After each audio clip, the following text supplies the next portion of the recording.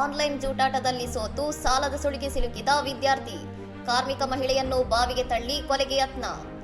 Online ಜೂಟಾಟದಲ್ಲಿ 4 lakh ರೂಪಾಯಿ ಕಳೆದುಕೊಂಡು ಸಾಲದ ಹೊರೆ ಹೊತ್ತಿದ್ದ 21 ವರ್ಷದ ಪದವಿ ವಿದ್ಯಾರ್ಥಿ ದಿನೇಶ್ ರೆಡ್ಡಿ ಸಾಲ ತೀರಿಸಲು 55 ವರ್ಷದ ಮಹಿಳೆಯನ್ನು ಅಪಹರಿಸಿ ಕೊಲೆಗೆ ಯತ್ನಿಸಿರುವ ದಾರುಣ ಘಟನೆ ಕರೀಂನಗರದಲ್ಲಿ ಬೆಳಕಿಗೆ ಬಂದಿದೆ.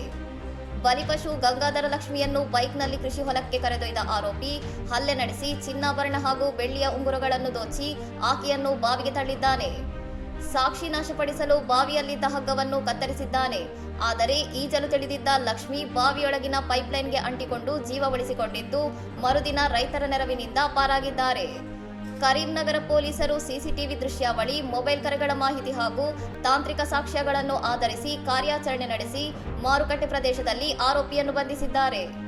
ಆರೋಪಿ ಕದ್ದಿದ್ದ ಆಭರಣಗಳನ್ನು ವ್ಯಾಪಾರಿಯೊಬ್ಬರಿಗೆ ಮಾರಾಟ ಮಾಡಿದ್ದು, ಪೊಲೀಸರು ಆಭರಣಗಳು ಮತ್ತು ಅಪರಾಧಕ್ಕೆ ಬಳಸಿದ ಬೈಕ್ ಅನ್ನು ವಶಪಡಿಸಿಕೊಂಡಿದ್ದಾರೆ.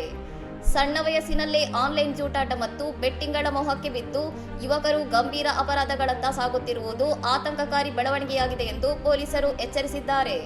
ಇನ್ನಷ್ಟು ಸುದ್ದಿಗಳಿಗಾಗಿ ನೋಡ್ತಾ ಇರಿ ಸೌರಂ ಟಿವಿ.